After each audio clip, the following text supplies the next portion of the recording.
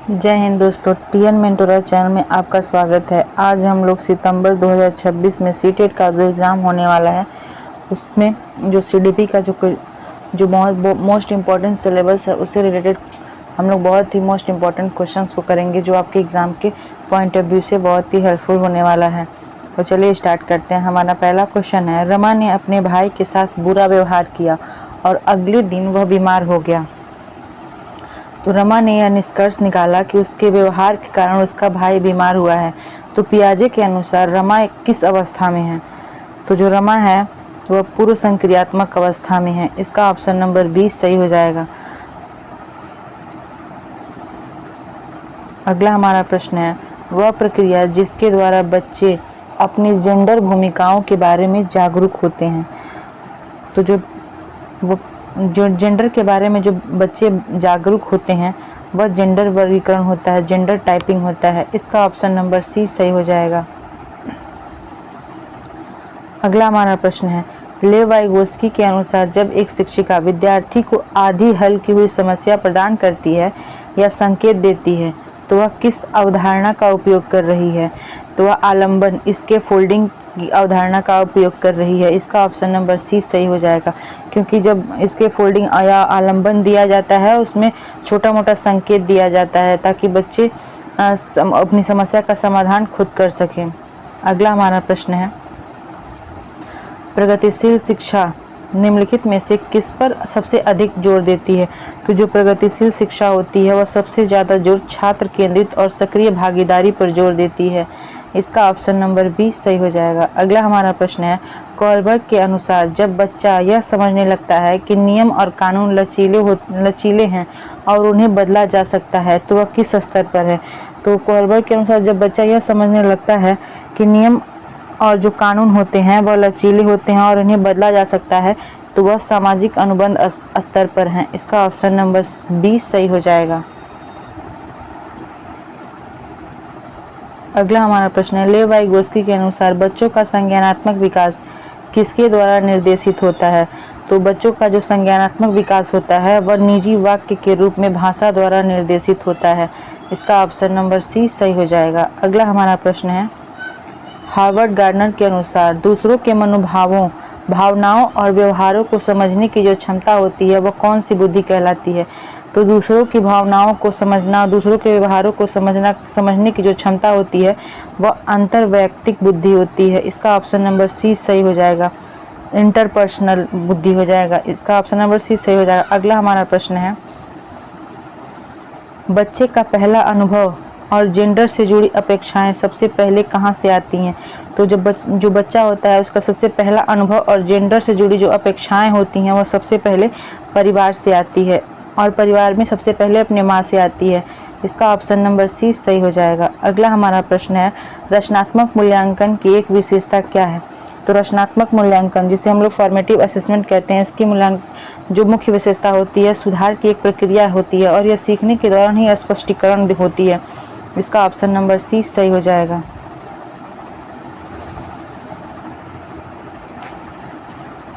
अगला हमारा प्रश्न है, डिस्ग्राफिया किस प्रकार की क्षमता से संबंधित है? तो जो डिस्ग्राफिया है यह लेखन विकार से संबंधित है, अधिगम अक्षमता से संबंधित है। इसका ऑप्शन नंबर 20 सही हो जाएगा। अगला हमारा प्रश्न है, एक शिक्षक को प्रतिभाशाली बच्चों की किन जरूरतों पर ध्यान देना चाहिए? तो एक शिक्षक को प्रतिभाशाली जो बच्चे होते हैं उनकी सबसे ज़्यादा जो जरूरत होती है वह संज्ञानात्मक, सामाजिक और भावनात्मक जरूरतों पर ध्यान देना चाहिए। इसका ऑप्शन नंबर सी सही हो जाएगा। अगला हमारा प्रश्न है, स्वलीनता, ऑटिज्म वाले जो बच्चे होते हैं उनको मदद करने के लिए सबसे प्रभावी तरीका इनमें से क्या होगा? तो जो ऑटिज्म वाले बच्चे होते हैं वो हमेशा एकाग्र रहते हैं, इसलिए उनके लिए सबसे प्रभावी तरीका होगा कि वो संवेदी एकीकरण और थेरेपी का सबसे जो प्रभावी तरीका होगा ये सबसे महत्वपूर्ण होगा। इसका ऑप्शन नंबर 20 सही हो जाएगा। एक समावेशी कक्षा में शिक्षक को क्या करना चाहिए? तो एक समावेशी कक्षा में शिक्षक को अपने स्वयं के पूर्वाग्रहों की लगातार जांच करना चाहिए। इसका ऑप्शन नंबर सी सही हो जाएगा। राधा कहती है कि कपड़े छाया की तुलना में धूप में जल्दी सूखते हैं। यह क्या प्रदर्शित कर रही है? तो राधा का कहना है कि जो कपड़े हैं वो छाया की तुलना में धूप में जल्दी सूख जाते हैं। यह कार्य कारण तर्क का तुलना है। इसका ऑप्शन नंबर 20 सही हो जाएगा। अगला हमारा प्रश्न है,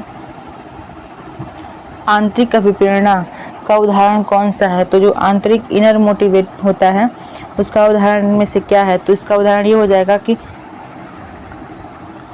व्यक्तिगत आनंद लेने के लिए कोई खेल खेलना। इसका ऑप्शन नंबर सी सही हो जाएगा। अगला हमारा प्रश्न है, कक्षा में आलोचनात्मक सोच को बढ़ावा देने के लिए क्या करना चाहिए? तो कक्षा में जो क्रिटिकल थिंकिंग है उसको बढ़ावा देने के लिए हमें स्वतंत्र रूप से सोचने और सवाल उठाने के लिए प्रोत्साहित करना चाहिए। इसका ऑप्शन नंबर 20 सही हो जाएगा। सीटेट का जो एग्ज़ाम होता है उसमें ज़्यादातर जो पॉजिटिव वाले आंसर्स होते हैं वो हमेशा सही होते हैं। अगला हमारा प्रश्न है, विकास के बारे में कौन सा कथन सही है? तो इसमें डेवलपमेंट के बारे में बताना है कि कौन सा इसमें से ऑप्शन सही हो जाएगा। तो इसमें ऑप्शन नंबर सी सही हो जाएगा। विकास बहुआयामी और बहुदिशात्मक होती है। इसका ऑप्शन नंबर सी सही हो जाएगा। पियाजे के अनुसार संज्ञानात्मक विकास कितनी अवस्थाओं में घटित होता है? तो पियाजे के अनुसार जो संज्ञानात्मक विकास है वह 4 चरणों में विभाजित होता है, घटित होता है। इसका ऑप्शन नंबर 20 सही हो जाएगा। अगला हमारा प्रश्न है, संज्ञानात्मक विकास की किस अवस्था में बच्चा प्रतीकों का उपयोग करना सीखता है लेकिन तार्किक सोच की कमी होती है? तो संज्ञानात्मक विकास की जो अवस्था पूर्व संक्रियात्मक अवस्था होती है उसमें बच्चा प्रतीकों का उपयोग करना तो सीख जाता है लेकिन तार्किक सोच नहीं कर पाता है। इसका ऑप्शन नंबर 20 सही हो जाएगा। अगला हमारा प्रश्न है, सीखने की अक्षमता वाले छात्रों के लिए कौन सा दृष्टिकोण सही है? तो सीखने की अक्षमता वाले छात्रों के लिए जो सबसे महत्वपूर्ण दृष्टिकोण हो जाएगा वह कार्यों को छोटे छोटे भागों में बांटना और बहुसंवेदी रणनीतियों का उपयोग करना। इसका ऑप्शन नंबर 20 सही हो जाएगा। पियाजे, कोलबर्ग और ब्रूनर जैसे मनोवैज्ञानिक जो विकास को चरणों में विभाजित करते हैं वे विकास की प्रक्रिया को कैसा मानते हैं? तो जो मनोवैज्ञानिक जो हैं पियाजे, कोलबर्ग और ब्रूनर जो विकास को चरणों में विभाजित करते हैं वह जो विकास है यह विकास को असतत मानते हैं। इसका ऑप्शन नंबर 20 सही हो जाएगा क्योंकि विकास निरंतर जीवन पर्यंत जब गर्भ धारण से लेकर के मृत्यु पर्यंत तक चलती रहती है विकास। इसका ऑप्शन नंबर 20 सही हो जाएगा। अगला हमारा प्रश्न है, जब एक शिक्षक बच्चे से कहता है कि तुम जो सोच रहे हो उसे बोलकर बताओ तो वह बच्चे को किसमें मदद कर रहा है? तो जब एक शिक्षक बच्चे से कहता है तुम जो सोच रहे हो उसे बोलकर बताओ तो बच्चे को शिक्षक उसमें मदद कर रहा है, अपने विचारों को क्रमबद्ध करने और दिशा देने में मदद कर रहा है। इसका ऑप्शन नंबर 20 सही हो जाएगा। कक्षा में मुद्रण समृद्ध वातावरण बनाने के लिए शिक्षक को क्या करना चाहिए, क्या शामिल करना चाहिए? तो कक्षा में मुद्रण समृद्ध वातावरण बनाने के लिए शिक्षक को विभिन्न प्रकार का बाल साहित्य और रंगीन सामग्री का प्रयोग करना चाहिए। इसका ऑप्शन नंबर 20 सही हो जाएगा। अगला हमारा प्रश्न है, एक छात्र बोर्ड पर सवाल हल करने से बचता है क्योंकि उसे डर है कि सबके सामने उसकी कम योग्यता न दिख जाए। यह किस प्रकार का लक्ष्य है? तो जब एक बच्चा है जो बोर्ड पर सवाल हल करने से बचता है क्योंकि उसे डर लगता है कि सबके सामने उसकी कम योग्यता के लिए मजाक बनाया जाएगा या फिर उसे नकारा जाएगा, तो वो वहाँ पे जो योग्यता उसका प्रदर्शित हो रहा है वह प्रदर्शन परिहार्य लक्ष्य है। इसका ऑप्शन नंबर सी सही हो जाएगा। अगला हमारा प्रश्न है, उदाहरणों से निकायों की ओर जाना किस प्रकार का चिंतन कहलाता है? तो उदाहरणों से निकायों की ओर जाना जो है यह आगमनात्मक चिंतन का कहलाता है। इसका ऑप्शन नंबर 20 सही हो जाएगा। आगमनात्मक जो चिंतन होती है मूल संक्रियात्मक अवस्था में इसको अपनाया जाता है क्योंकि इसमें पहले उदाहरण दिया जाता है, उदाहरण दिखाया जाता है, उसके बाद से नियम की ओर लेके जाया जाता है। लेकिन निगमनात्मक जो चिंतन होता है इसमें पहले नियम दिया जाता है उसके बाद से उदाहरण दिया जाता है और जो निगमनात्मक चिंतन है यह औपचारिक अवस्था में होता है। अगला हमारा प्रश्न है, वुडवर्थ के अनुसार विकास किन दो कारकों का परस्पर सामंजस्य या गुणनफल है? तो जो विकास है वुडवर्थ के अनुसार जो विकास है यह वंशानुक्रम और वातावरण का सामंजस्य है। इसका ऑप्शन नंबर सी सही हो जाएगा। अगला हमारा प्रश्न है, लेवी वाइगोत्स्की के अनुसार निजी वाक्य से आंतरिक वाक्य की ओर बढ़ना बढ़ने की प्रक्रिया क्या दर्शाती है? तो लेवाइगोस्की के अनुसार जो निजी वाक, स्वयं से बातें करना या फिर इनर स्पीच, जो अपने आंतरिक मन में बातें करना बढ़ने की ओर जो प्रक्रिया दर्शाती है, वह विचारों को आंतरिक नियमन करना कहलाता है। इसका ऑप्शन नंबर सी सही हो जाएगा। अगला हमारा प्रश्न है, निम्नलिखित में से कौन सा संवेदी अक्षमता की श्रेणी में नहीं आता है? तो इसमें से जो संवेदी अक्षमता के अंतर्गत नहीं आता है वह लेखन वैकल्य नहीं आता है। इसका ऑप्शन नंबर सी सही हो जाएगा। अगला हमारा प्रश्न है, रचनात्मक शिक्षा शास्त्र में विश्वास रखने वाले शिक्षक को किस बात से बचना चाहिए? तो रचनात्मक शिक्षा शास्त्र में विचार रखने वाले जो शिक्षक होते हैं उन्हें छात्रों को केवल उनकी सामाजिक सांस्कृतिक पृष्ठभूमि के आधार पर आंकना नहीं चाहिए, इस बात से बचना चाहिए। इसका ऑप्शन नंबर बी सही हो जाएगा। अगला हमारा प्रश्न है, किसी समस्या के लिए अलग अलग दिशाओं में सोचना और नए समाधान खोजना क्या कहलाता है?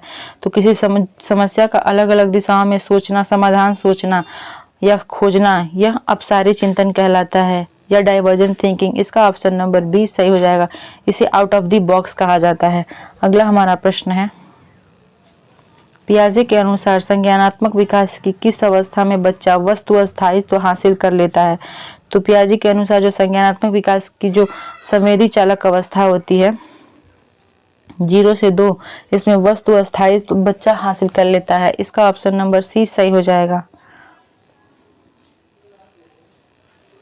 अगला हमारा प्रश्न है, जब बच्चा यह समझने लगता है कि उसका लिंग समय के साथ नहीं बदल सकता तो इस अवधारणा को क्या कहा जाता है? तो जब बच्चा यह समझने लगता है कि उसका लिंग जो है वह समय के साथ नहीं बदल सकता तो वह अवधारणा जेंडर स्थिरता कहलाती है। इसका ऑप्शन नंबर बी सही हो जाएगा। अगला प्रश्न है, लेवाइगोस्की के अनुसार भाषा और चिंतन का क्या संबंध है? तो लेवाइगोस्की के अनुसार जो भाषा है यह पहले आती है और विचार बाद में आते हैं। इसका ऑप्शन नंबर बी सही हो जाएगा। भाषा सोचने की प्रक्रिया को सुगम बनाती है और उसे दिशा देती है। अगला हमारा प्रश्न है, पियाजे के अनुसार बच्चे द्वारा किसी निर्जीव वस्तु जैसे गुड़िया या कार को सजीव मानना क्या कहलाता है?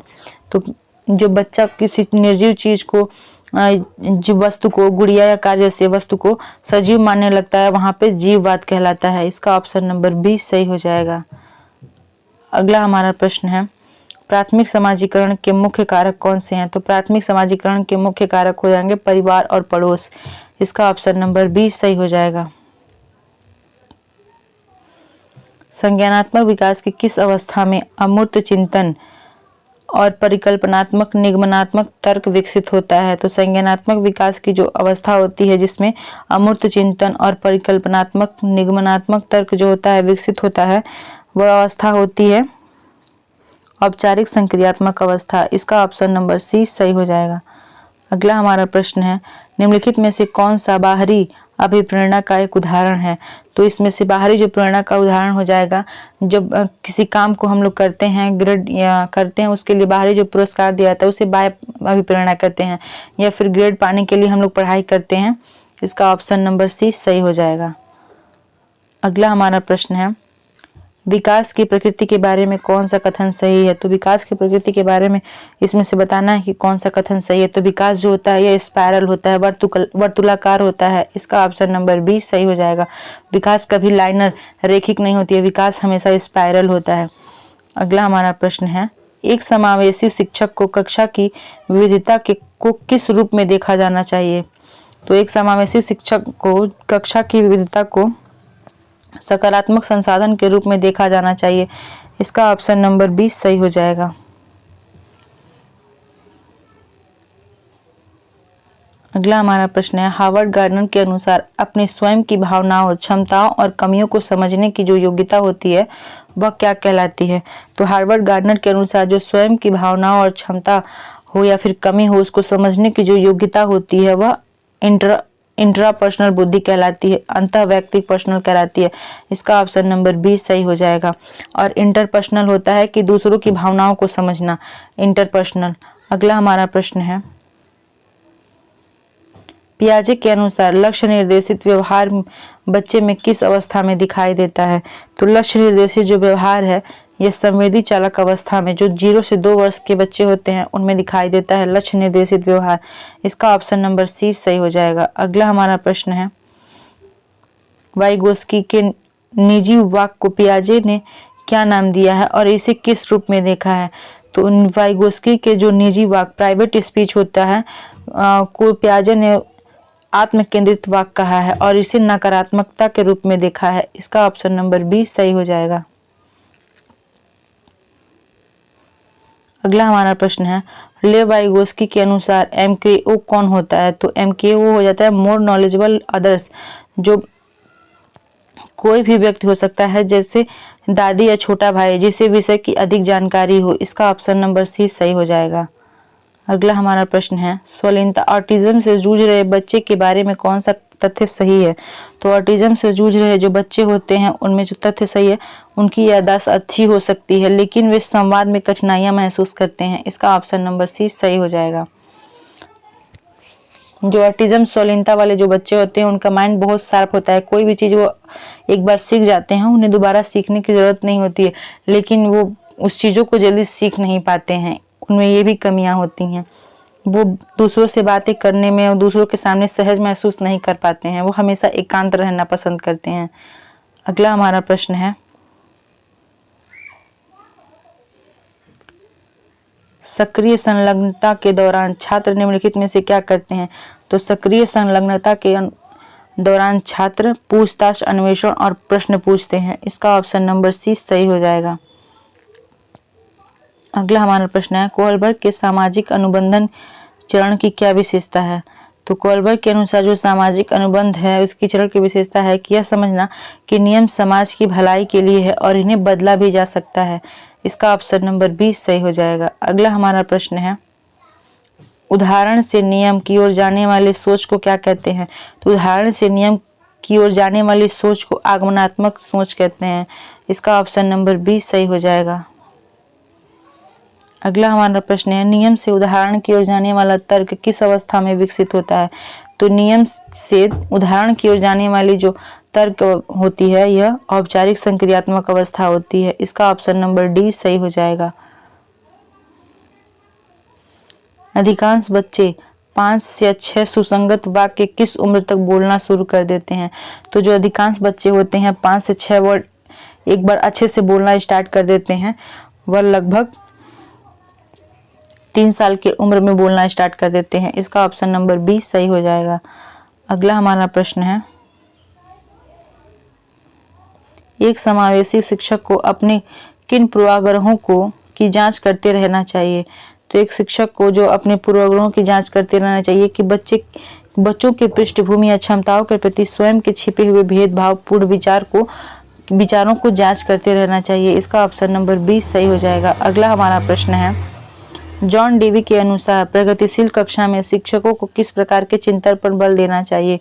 तो जॉन डेवी के अनुसार शिक्षकों को चिंतनशील सोच पर अपनी कक्षा में शिक्षा के दौरान इस पर चिंतनशील सोच पर ज्यादा बढ़ावा देना चाहिए, उस पर बल देना चाहिए। इसका ऑप्शन नंबर बी सही हो जाएगा। अगला हमारा प्रश्न है, टास्क इन्वॉल्व गोल्स की क्या विशेषता है?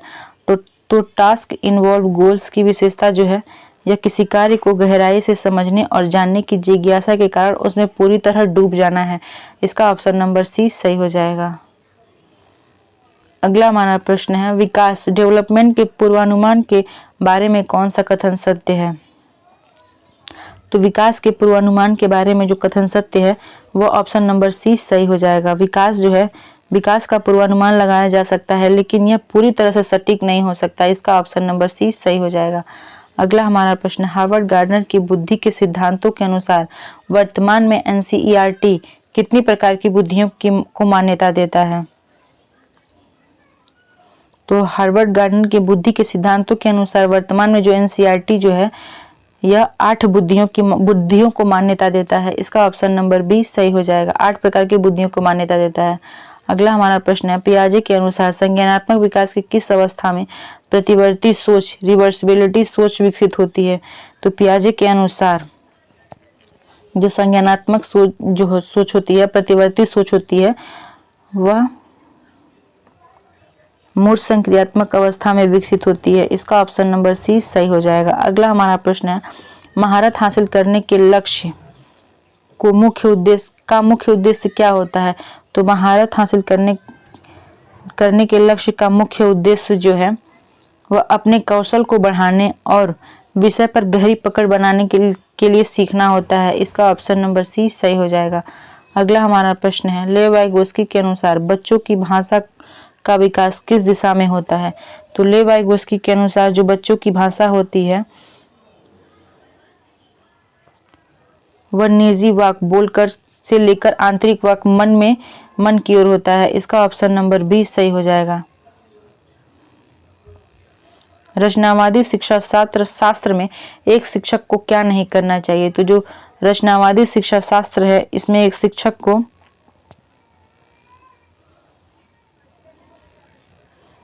बच्चों को उनकी सामाजिक सांस्कृतिक पृष्ठभूमि के आधार पर आंकना और भेदभाव नहीं करना चाहिए। इसका ऑप्शन नंबर बी सही हो जाएगा। अगला हमारा प्रश्न है, विकास की वर्तुलाकार स्पाइरल जो प्रकृति होती है इसका क्या अर्थ है? तो विकास जो है पीछे मुड़कर पिछले अनुभवों को सुदृढ़ करते हुए आगे बढ़ता है। इसका ऑप्शन नंबर बी सही हो जाएगा। इसीलिए इसे हम लोग स्पाइरल या वर्तुलाकार कहते हैं।